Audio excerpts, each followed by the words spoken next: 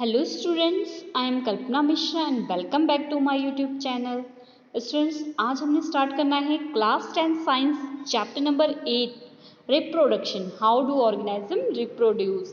तो इसके हमने एक्सरसाइज के क्वेश्चन करना है। इसके पहले मैंने इन टेक्स्ट क्वेश्चन आपको जो ब्लू प्रिंट से वो करा दिए, आप डिस्क्रिप्शन जरूर चेक कर लेना, ठीक है। तो चलिए स्टार्ट करते हैं, या आप चैनल पे जाकर प्लेलिस्ट भी आप चेक कर सकते हैं, ठीक है। तो चलिए स्टार्ट करते हैं। Question number 1, question number 1, asexual reproduction take place through budding. ये ऑप्शंस दिए हैं, इसमें आपको बताना है कि असेक्सुअल रिप्रोडक्शन इनमें से किस में होता है। सेक्सुअल रिप्रोडक्शन में क्या होता है, मेल और फीमेल दोनों की जरूरत पड़ती है, और एसेक्सुअल रिप्रोडक्शन में क्या होता है, एक ही इंडिविजुअल से न्यू इंडिविजुअल बन जाता है। तो यहाँ पर ऑप्शन आपको दिया है अमीबा, ईस्ट, प्लाज्मोडियम और लिस्मेनिया। तो राइट आंसर क्या है, असेक्सुअल रिप्रोडक्शन, और वो भी किसके थ्रू हो रहा है, बडिंग के थ्रू हो रहा है। तो राइट आंसर इसका क्या हो जाएगा, राइट आंसर है इसका जो बडिंग के थ्रू होता है वो है ईस्ट। ईस्ट क्या होता है, कुछ इस तरीके से होता है ईस्ट। इसके ऊपर एक बड आती है, ऐसे बड आती है, और ये बड क्या है, अलग होके एक न्यू इंडिविजुअल बना लेती है, तो इसे बडिंग कहते हैं, ठीक है। Question number 2, which of the following is not a part of female reproductive system in human being. जो ह्यूमन बीइंग का जो फीमेल रिप्रोडक्टिव सिस्टम है उसका पार्ट नहीं है, आपको बताना है। A ovary, B uterus, C vas deferens and D fallopian tube. तो राइट आंसर इसमें क्या है, राइट आंसर है वास डिफरेंस, ठीक है। Next question number 3, the anther contain, anther में क्या कंटेन होता है, sepal, ovules, carpel, pollen grain. तो राइट आंसर क्या है, पोलन ग्रेन। देखो जो फ्लावर का एंथर होता है ना, ये एंथर, उसके अंदर छोटे छोटे से ग्रेन होते हैं, छोटे छोटे से, तो इसे क्या बोलते हैं, पोलन ग्रेन, ठीक है। Next question number 4, what are the advantages of sexual reproduction over asexual reproduction. आपको बताना है कि क्या एडवांटेजेस हैं सेक्सुअल रिप्रोडक्शन के ओवर असेक्सुअल रिप्रोडक्शन। तो सबसे पहले एडवांटेजेस हम देखते हैं sexual reproduction. In sexual reproduction more variation are produce. Sexual reproduction में वेरिएशन बहुत सारी आती है। Thus it insure the survival of the species in a population. जैसे पॉपुलेशन में क्या कर सकते हैं, जो है स्पीसीज वो सर्वाइव कर पाती है, ठीक है।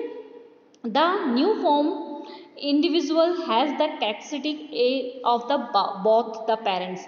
जो न्यू इंडिविजुअल बना उसके अंदर जो है मेल और फीमेल दोनों के कैरेक्टर आ रहे हैं। इट मीन्स जो इंडिविजुअल बना उसके अंदर एक नया ही कैरेक्टर आया है, ठीक है। Variation are more viable in the sexual mode that in the asexual on one. जो वेरिएशन होती है ना, जो असेक्सुअल में तो देखो एक ही पेरेंट्स है ना, जैसे अमीबा है, ठीक है, ये अमीबा है, और उससे दूसरा अमीबा जो बनेगा वो तो सेम इस अमीबा के ही जैसा होगा ना एसेक्सुअल रिप्रोडक्शन में। सेक्सुअल में क्या होगा, अगर मेल और फीमेल है तो दोनों के कैरेक्टर मिलेंगे तो एक नया चीज बनेगा, ठीक है, नया इंडिविजुअल बनेगा, मीन्स उसके अंदर कुछ नए कैरेक्टर्स आएंगे। समझ आ गई बात। तो इसमें क्या होता है, डीएनए होता है, जो कि मेल और फीमेल दोनों के डीएनए आगे जाते हैं, सेलुलर पार्ट से इनहेरिटेड होते हैं, मीन्स एक जनरेशन से दूसरे जनरेशन में जाते हैं, और उसमें क्या होता है, कैरेक्टर्स मेल और फीमेल के दोनों के आते हैं, ठीक है। Question number 5, what are the function performed by the testis in human being. Human being में एक टेस्टिस की क्या परफॉर्मेंस है। टेस्टिस जो होती है वो मेल रिप्रोडक्टिव पार्ट में होती है। अब उसके फंक्शंस क्या है, the testis are the male reproductive organ that are located outside the abdominal cavity with a pouch called the scrotum। एक पाउच में होती है जिसको क्या बोलते हैं, स्क्रोटम कहते हैं, ठीक है। तो फंक्शन क्या है टेस्टिस के, ये एक तो प्रोड्यूस करती हैं स्पर्म, दूसरा फंक्शन क्या है, एक हार्मोन प्रोड्यूस करती हैं जिसका नाम है टेस्टोन। ये क्या करते हैं, ये एक तरीके से इनका सेकेंडरी सेक्सुअल कैरेक्टर होता है, ठीक है। ये जो टेस्टोन हार्मोन होते हैं ये सेकेंडरी सेक्सुअल कैरेक्टर होता है। Next question number 6, why does menstruation occur. जो फीमेल होते हैं, जो गर्ल होती हैं, उनमें 12 एज में जब प्यूबर्टी आती है उसके बाद मेंस्ट्रुएशन स्टार्ट हो जाती है, तो क्या कारण है, इसको बताना है। तो menstruation is a process in which blood and mucus flow out every month through the vagina. तो मेंस्ट्रुएशन क्या होता है, ब्लड होता है, उसके साथ कुछ म्यूकस होता है, मीन्स थोड़ा सा चिपचिपा पदार्थ, वो क्या होता है हर मंथ वजाइना के थ्रू क्या आता है, बाहर आता है। इस प्रोसेस में क्या होता है, ये प्रोसेस जो है हर मंथ होती है, और हर मंथ जो है एक एग रिलीज होता है, एवरी मंथ एक एग रिलीज होता है लगभग सेम टाइम पर, और वो क्या होता है यूट्रस, या फिर हम उसको बॉम्ब बोल सकते हैं, जो गर्भाशय होता है वहाँ पर ये प्रिपेयर होता है और रिसीव करने के लिए किसको, फर्टिलाइज होने के लिए, एग को रिसीव होने के लिए अपने आप को जो है प्रिपेयर करता है, ठीक है। और उसके बाद क्या होता है, जो इनर लाइनिंग होती है यूट्रस की, वो क्या होती जाती है, थिक होती जाती है, और वहाँ से supply with blood nourishing the embryo, और वहीं से जो है एम्ब्रियो होता है उसको न्यूरिज मिलता है। If the egg does not get fertilize, अगर जो एग है वो फर्टिल नहीं हुआ तो यूट्रस की जो लिनिंग होती है वो ब्रेक हो जाती है, और स्लोली स्लोली उसमें से जो ब्लड है और म्यूकस है वो वजाइना के थ्रू चला जाता है। देखो ऐसे समझ आएगा आपको। ये फीमेल रिप्रोडक्टिव पार्ट का अगर हम देखें कुछ इस तरीके से, ठीक है, कुछ इस तरीके से, तो इसमें क्या होता है, यहाँ पर एग होता है, यहाँ पर एग होता है, ठीक है। वन मंथ में यहाँ से एग रिलीज होता है, और अगले मंथ में दूसरी साइड से एग रिलीज होता है। तो यहाँ पर जो यूट्रस होता है ना, इसकी वॉल क्या होती जाती है, मोटी होती जाती है। ये मोटी कर रहा है अपनी वॉल किस लिए, कि ये एग आएगा, स्पर्म आएगा और फर्टिल होगा तो ये एम्ब्रियो को संभालेगा, ठीक है। यहाँ से एग आया फेलोपियन ट्यूब के थ्रू, ठीक है, ये एग आया, मान लो ये फर्टिल नहीं हुआ, अगर फर्टिल हो गया तब तो ये एम्ब्रियो बनना शुरू हो जाएगा यहाँ पे, लेकिन अगर फर्टिल नहीं हुआ तो क्या होगा, ये जो थिक वॉल बन रही थी इसको संभालने के लिए ये थिक वॉल भी क्या हो जाएगी, टूट जाएगी, और ये जो एग आएगा, ये जो फर्टिल नहीं हुआ है, ये इसके साथ ब्लड और म्यूकस के साथ क्या होगा, वजाइना से बाहर आ जाएगा। समझ आ गई इतनी बात, ठीक है। चलिए नेक्स्ट क्वेश्चन करते हैं। Question number 7, draw a label diagram of the longitudinal section of flower. तो देखो ये डायग्राम तो वैसे यहाँ पे जो दिया है ठीक है, लेकिन आपने डायग्राम ना बुक से करना है, आपके एनसीईआरटी बुक में बहुत बेस्ट डायग्राम दिया हुआ है, वो जरूर करना है। तो सबसे पहले जो ये ग्रीन सा पार्ट है इसको क्या बोलते हैं, सेपल, और ये जो कलरफुल पार्ट होता है जैसे लोटस है या फिर आप ले लो रोज है, उनके कलरफुल पार्ट जो होता है उसको बोलते हैं पेटल्स, ठीक है। और ये जो इस तरीके से ये पार्ट आपको दिख रहा है ना यहाँ पर, ये क्या होता है, स्टेमन, ये मेल रिप्रोडक्टिव पार्ट होता है, और बीच में जो है ये कार्पेल, ठीक है, ये क्या होता है, फीमेल रिप्रोडक्टिव पार्ट, ठीक है। Next question number 8, question number 8, what are the different method of the contraception.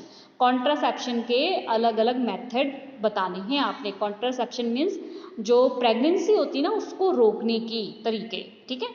तो आंसर सबसे पहला हम मेथड देखते हैं, नेचुरल मेथड। नेचुरल मेथड क्या होता है, इसमें क्या होता है, जब स्पर्म और ओवम मिलते हैं ना, तो कब चांसेस ज़्यादा होते हैं, चांसेस होते हैं जब मेंस्ट्रुएशन के 10 से 10 to 17 डेज के अंदर अगर आपके स्पर्म और ओवम आपस में मिलते हैं तो प्रेगनेंसी के ज़्यादा चांसेस होते हैं। तो इस टाइम में क्या करना है, इस टाइम में अवॉइड करना है, ठीक है। तो ये तो क्या है, नेचुरल मेथड हो गया।